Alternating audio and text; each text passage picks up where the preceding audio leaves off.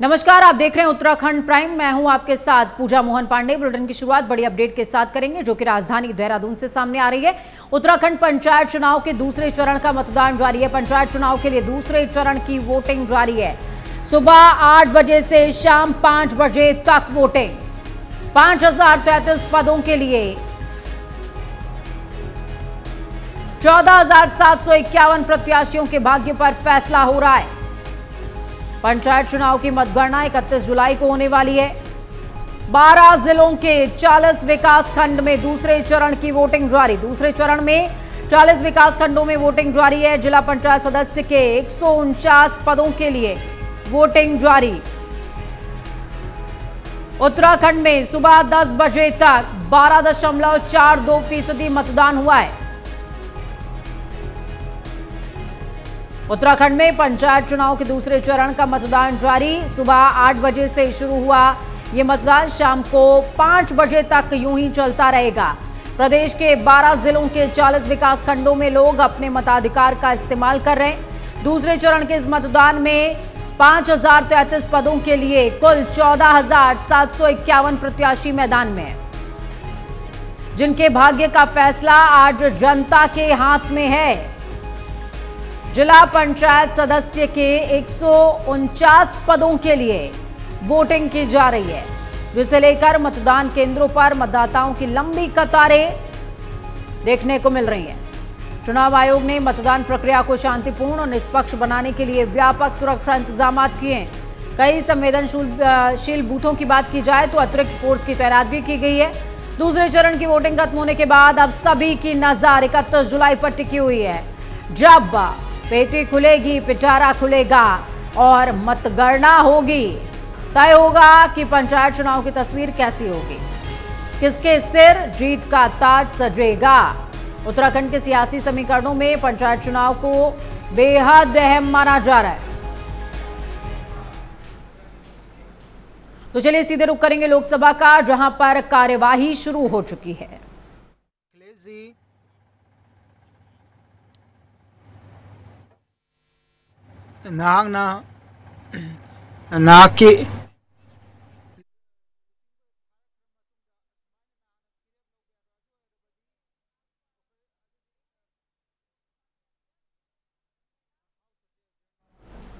Lok Sabha urgent हो गई है। तस्वीरें आपको दिखा रहे थे किस तरीके से हंगामा हुआ। विपक्ष के तमाम सांसद आज भी हो हल्ला करते हुए नजर आए। आपको बता दें, हालांकि आज ऑपरेशन सिंदूर पर चर्चा होनी थी।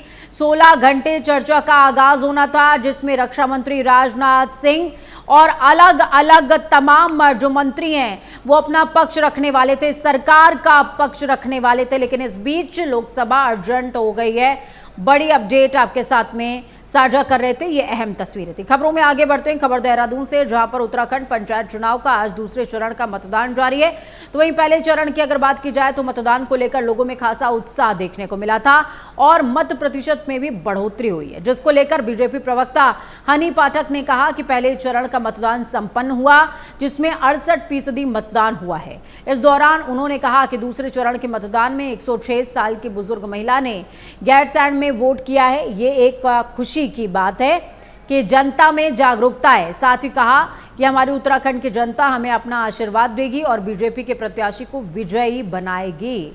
इस खबर पर ज्यादा जानकारी के लिए ग्राउंड जीरो का रुख करते हैं मदन सिंह हमारे साथ में लाइव जुड़ चुके हैं। मदन, क्या कुछ अपडेट साझा कर रहे हैं? मत प्रतिशत बढ़ता हुआ नजर आ रहा है पंचायत चुनाव का, और जब हम पंचायत चुनावों की बात करते हैं तो असल में प्रदेश की नब्ज की बात होती है।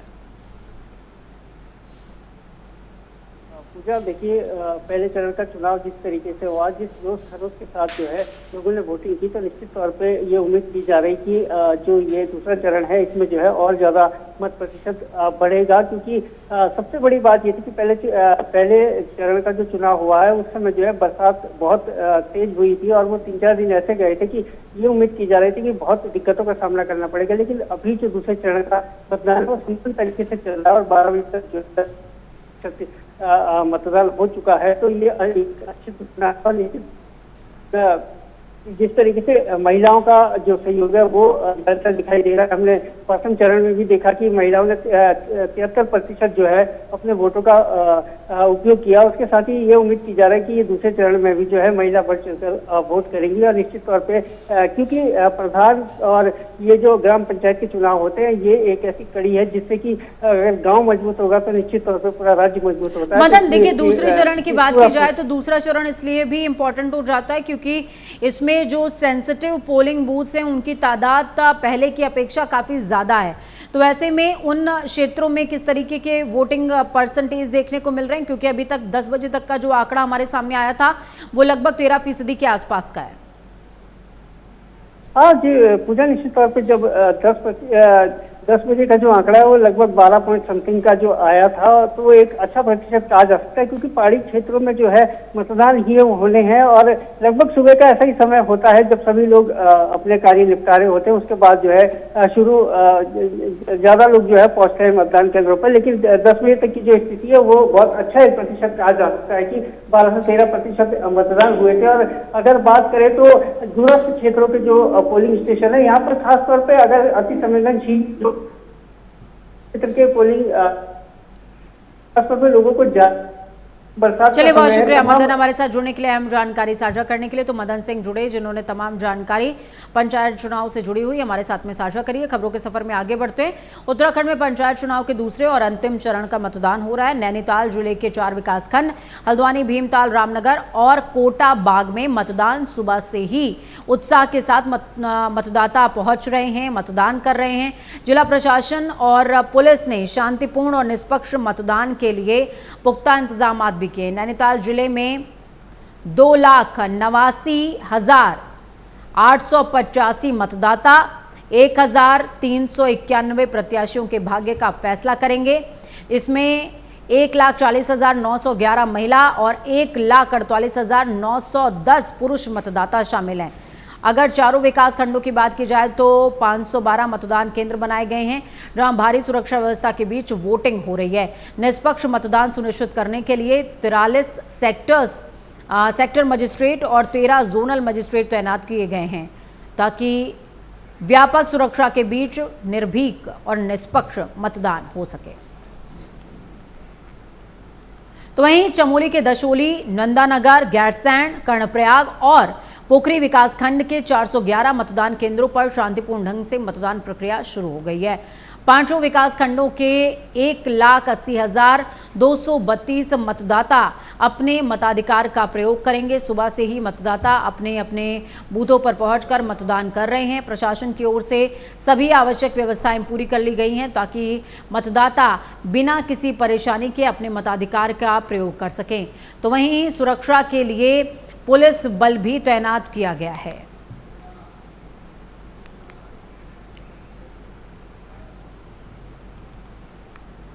उत्तराखंड के 40 विकास खंडों में मतदान जारी है। डोईवाला ब्लॉक के सभी पंचायतों में चुनाव चल रहा है, मतदान चल रहा है। पोलिंग बूथों पर भारी तादाद में पहुंचे मतदाता। कड़ी सुरक्षा के बीच मतदान जारी है। जोनल मजिस्ट्रेट धर्मेंद्र सिंह ने निरीक्षण किया है। पोलिंग बूथ के अंदर मोबाइल ले जाने पर भी प्रतिबंध है।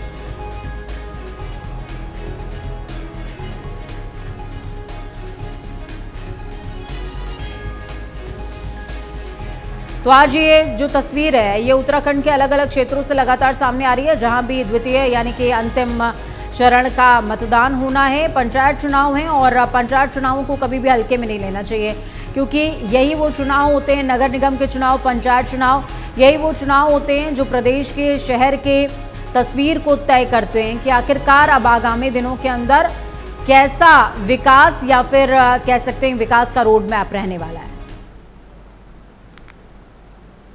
रानीपुखी जोन का जोनल मजिस्ट्रेट हूँ और मॉर्निंग 7:45 बजे से मैं अपने जोन में एक्टिव हूँ। कई बूथ मैंने विजिट किए हैं और अब तक जितने भी आई थिंक 10 के आसपास मैं बूथ विजिट कर चुका हूँ और बहुत ही शांतिपूर्ण तरीके से मतदान चल रहा है। जो वोटर्स हैं बहुत शांत हैं, बहुत सभ्य हैं, लाइनें लगी हुई हैं। कुछ मैंने देखा था कि कुछ जो वोटर्स हैं उनके हाथ में मोबाइल थे, उनको इंस्ट्रक्शन दे दिया गया है कि वो मोबाइल अपने साथ बूथ के अंदर ना ले जाएं। और जो हमारे मतदान कर्मी हैं बारिश का मौसम है, आप जान रहे हैं, लेकिन उसके बावजूद भी बहुत ही शांतिपूर्ण तरीके से, और जो भी पूरी टीम है बहुत जिसे कहते हैं लगन से काम कर रही है। और मैं समझता हूं कि बहुत जल्द ही हमारी त्रिस्तरीय पंचायत चुनाव की जो पूरी प्रक्रिया है वो संपन्न हो जाएगी, और हम एक नई सरकार जो स्थानीय स्तर पर होती है उसको बनाने में सक्षम रहेंगे। उत्तराखंड में आज पंचायत चुनाव के दूसरे चरण में 12 जिलों के 40 विकास खंडों में मतदान हो रहा है, जिनमें 5033 पदों के लिए 14,751 उम्मीदवार मैदान में हैं।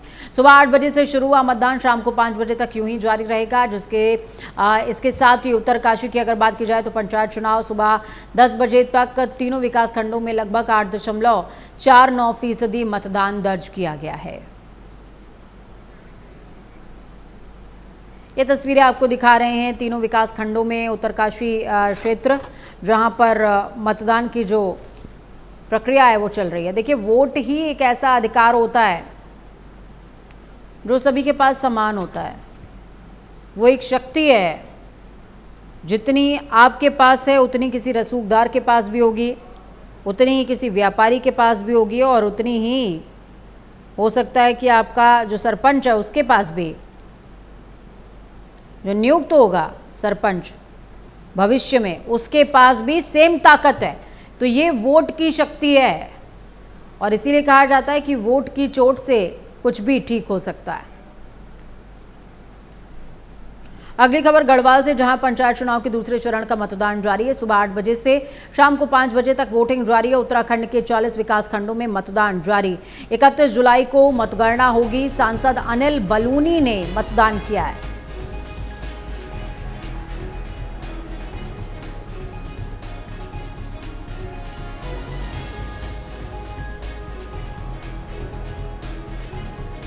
सांसद अनिल बलूनी ने किया है मतदान।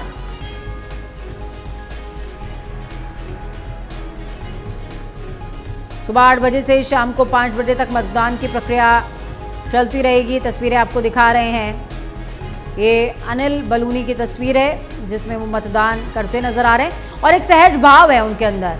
सांसद होते हुए भी अपने अधिकार के प्रति देखिए कितने जागरूक हैं। और ये संदेश आपके लिए भी है कि अभी तक अगर आपने अपना वोट कास्ट नहीं किया है तो घरों से निकलिए, वोट कास्ट कीजिए।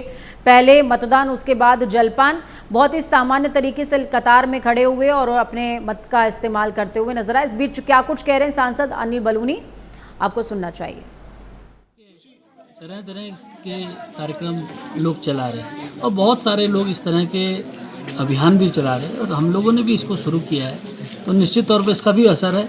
आने वाले समय में इसको नए तरीके से और ज़्यादा तरीके से, अच्छे तरीके से और एग्रेसिव करके और लोगों को इसको शुरू करके हम लोग करेंगे। और हमारा प्रयास यही है कि जो हम लोगों के गांव है और हमारा पहाड़ है उसकी किसी तरह से रक्षा हो पाए। वरिष्ठ समाज सेवी कुंवर जावेद इकबाल ने पिछले वर्षों की तरह इस वर्ष भी रुड़की दिल्ली हाईवे पर स्थित एक निजी स्कूल में भव्य मैंगो पार्टी का आयोजन किया। इस खास मौके पर मंगलौर से कांग्रेस के विधायक काजी निजामुद्दीन, मंगलौर नगर पालिका परिषद के चेयरमैन मोहयुद्दीन अंसारी, कांग्रेस के नेता सचिन गुप्ता सहित सर्वधर्म के सैकड़ों लोग मौजूद रहे। कार्यक्रम में पूर्व मुख्यमंत्री हरीश रावत, हरदा भी शामिल हुए हैं, लेकिन हरिद्वार में हुए एक अप्रत्याशित हादसे की वजह से वो यहां नहीं पहुंच पाए। इसके बावजूद सभी उपस्थित लोगों ने मिलकर के मैंगो पार्टी का भरपूर आनंद लिया और एकता का परिचय दिया है। इस कार्यक्रम ने सामाजिक सद्भाव और मेल जोल के भाव को बढ़ावा दिया है। कुंवर जावेद इकबाल की पहल से ये आयोजन हर साल की तर्ज पर इस साल भी सफल और यादगार रहा।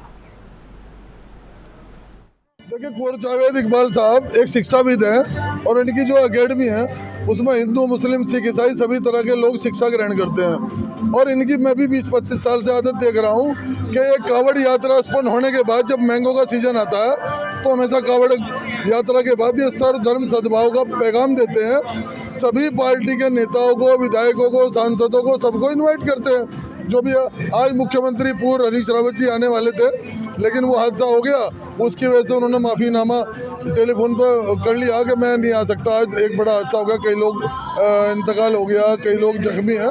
और कुंवर साहब जो है ये हमेशा इस तरह के प्रोग्राम करते हैं और मन से करते हैं। इनके अपने बगीचे के आम हैं, विभिन्न प्रकार के आम हैं जो बाजार में नहीं मिलते, तो उनका आनंद लेने के लिए हम सब लोग इकट्ठा होते हैं।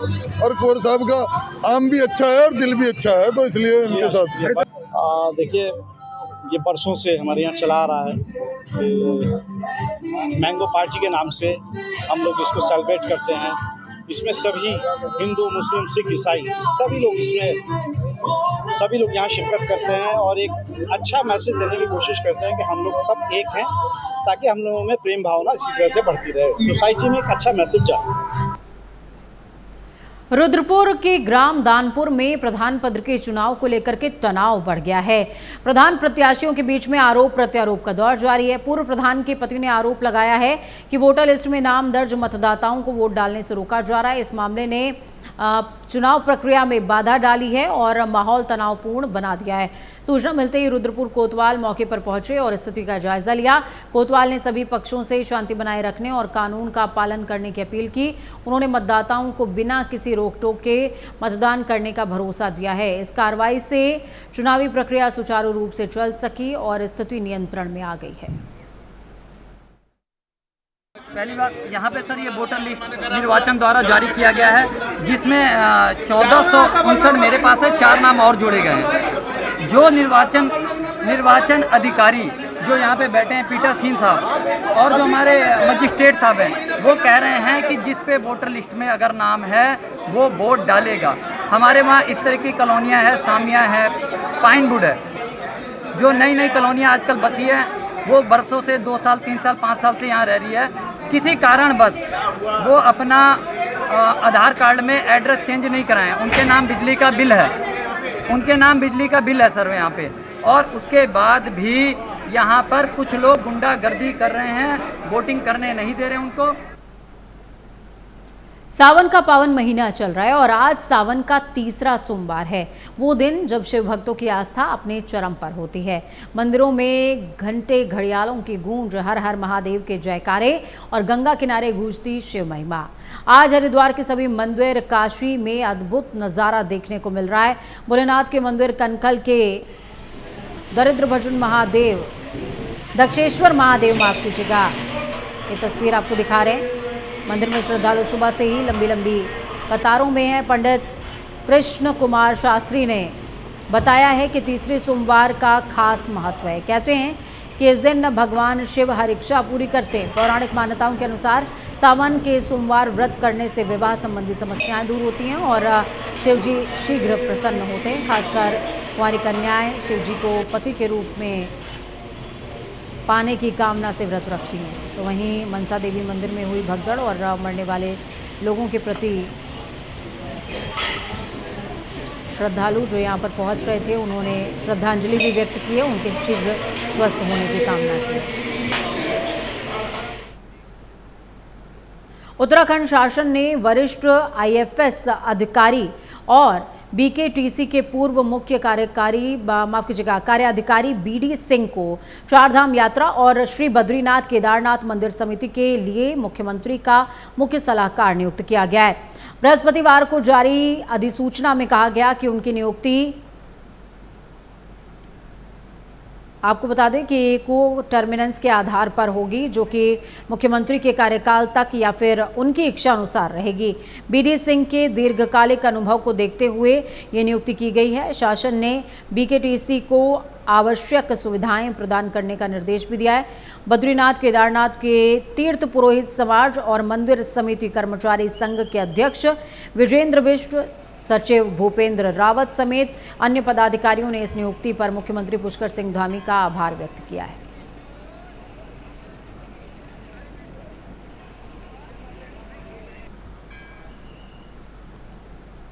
शहर को व्यवस्थित और स्वच्छ बनाने की दिशा में नगर निगम लगातार कदम बढ़ा रहा है। इसी क्रम में कूड़ा उठान की व्यवस्था और अधिक सुदृढ़ की जाए। नगर आयुक्त नमामि बंसल ने जानकारी दी है कि पहले ये काम निजी एजेंसियों के हवाले था, लेकिन लगातार मिल रही शिकायतों को देखते हुए अब ये जिम्मेदारी सीधे नगर निगम संभाल रहा है। निगम की ओर से नियुक्ति पर्यावरण मित्रों को समय पर वेतन और आवश्यक उपकरण उपलब्ध कराए जा रहे हैं, जिससे सफाई सेवाओं की गुणवत्ता में उल्लेखनीय सुधार होगा। इसके साथ ही नगर आयुक्त ने यह भी कहा कि इस साल मानसून के दौरान जल जमाव की स्थिति पहले की अपेक्षा काफी नियंत्रित रही है। इसकी मुख्य वजह निगम की पूर्व योजना रही, जिसके तहत जनवरी से ही नाले और खालों की सफाई का काम शुरू कर दिया गया था। ये पहल स्वच्छ और सुचारू शहर संचालन की दिशा में महत्वपूर्ण मानी जा रही है। सफाई व्यवस्था को दुरुस्त करने के लिए डोर टू डोर कूड़ा उठान को लेकर के जो कंपनीज लगी थी, उनकी लगातार शिकायतें प्राप्त होती थी। उन्होंने अपने कार्यकाल के दौरान कई बार ऐसे मौके आए जबकि स्ट्राइक की स्थिति आ गई और लगातार जो स्ट्राइक्स होती थी, कूड़ा उठान को लेकर के शिकायतें प्राप्त होती थी। उसी सब के क्रम में नगर निगम के द्वारा स्वयं अब डोर टू डोर कूड़ा उठान का कार्य किया जा रहा है, जिसको लगातार और सुधारने के लिए नगर निगम प्रयासरत है। इसके अलावा जो हमारे सफाई कार्मिक हैं, पर्यावरण मित्र हैं, उन सभी के कल्याण के लिए लगातार उनको प्रति माह प्रोत्साहन धनराशि देने से लेकर के उनके लिए सभी प्रोटेक्टिव गियर उपलब्ध कराना और समय समय पर उनके कल्याण के लिए स्वास्थ्य शिविर लगाते हुए उनको मेडिकल किट्स का डिस्ट्रीब्यूशन करना। रुड़की के गंग नहर कोतवाली क्षेत्र में एक बिल्डिंग कॉन्ट्रैक्टर को अज्ञात लोगों ने जान से मारने की धमकी दी। इतना ही नहीं, उनके परिवार को भी जान से मारने की धमकी दे डाली, जिससे कॉन्ट्रैक्टर और उनके परिजनों में दहशत का माहौल बना हुआ है। कॉन्ट्रैक्टर आपको बता दें कि मुरसलीन उर्फ टीटू हाल ही में हुई पंचायत नगर चुनावों में रुड़की के रामपुर नगर पंचायत क्षेत्र से अध्यक्ष पद के प्रत्याशी भी रह चुके हैं।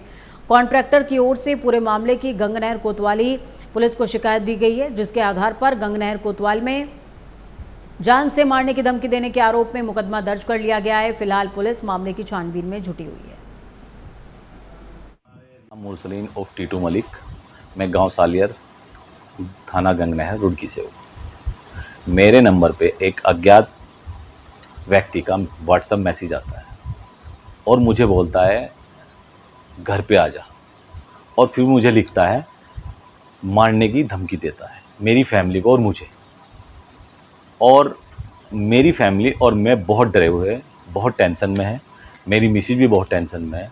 फिर मैंने लोगों अपने परिवार से डिस्कस करने के बाद मैंने गंग नहर थाने में तहरीर दी और तहरीर देने के बाद फिर मुझे हमारे जो इंस्पेक्टर साहब है उन्होंने मुकदमा दर्ज कर लिया है। ये मुकदमे दर्ज की कॉपी है और मुझे उम्मीद है कि हमारे जो कोतवाल साहब है वो कड़ी से कड़ी कार्रवाई करेंगे।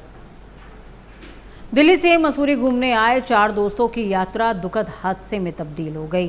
कैसे हुआ ये सब? उनमें से एक युवक मनीष सिंह सड़क किनारे टॉयलेट के लिए उतरने के दौरान पैर फिसलने से 200 फीट गहरी खाई में जा गिरा। खबर मिलते ही अपर उप निरीक्षक बुद्धि प्रकाश, पुलिस टीम और फायर सर्विस के जवानों के साथ मौके पर पहुंचे। घटना की गंभीरता को देखते हुए मौके पर तुरंत फायर सर्विस और एनडीआरएफ की टीम को बुलाया गया।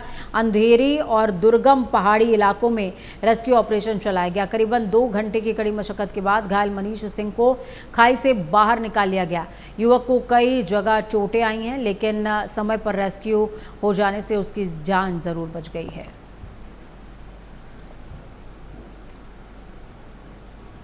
हरिद्वार में मनसा देवी हादसे में 8 लोगों की जान चली गई। मृतकों की संख्या बढ़कर 8 हो गई है। हादसे में 30 लोग घायल हुए हैं। मनसा देवी ट्रस्ट का बड़ा फैसला सामने आया। इस बीच पीड़ितों को मुआवजा देगा ट्रस्ट। हरिद्वार के मनसा देवी मंदिर मार्ग पर रविवार सुबह भगदड़ मचने से बड़ा हादसा हुआ था। हादसे में अब तक 8 लोगों की जान गई है, तो वहीं हादसे में 22 लोग घायल हो गए, जिनमें से 5 लोग गंभीर तौर पर घायल हुए हैं, 23 लोग सामान्य हैं। सीएम पुष्कर सिंह धामी भी हरिद्वार पहुंचे और अस्पताल में घायलों का हालचाल जाना है। मुख्यमंत्री से इस दौरान मनसा देवी ट्रस्ट के पदाधिकारियों ने बातचीत करी। मनसा देवी ट्रस्ट के पदाधिकारियों ने कहा कि इस दुखद घटना में मृतकों के परिजनों को 2-2 लाख और घायलों को 50,000 मनसा देवी ट्रस्ट की ओर से दिए जाएंगे। मृतक के परिजनों और घायलों को उनके घर तक ले जाने के लिए ट्रस्ट की ओर से वाहन की व्यवस्था भी की जाएगी। उत्तराखंड प्राइम में फिलहाल खबरों का सफर यहीं तक। बुलेटिन के उस पार ताज़ा अपडेट्स के लिए देखते रहिए प्राइम न्यूज़, क्योंकि सच बेहद ज़रूरी है।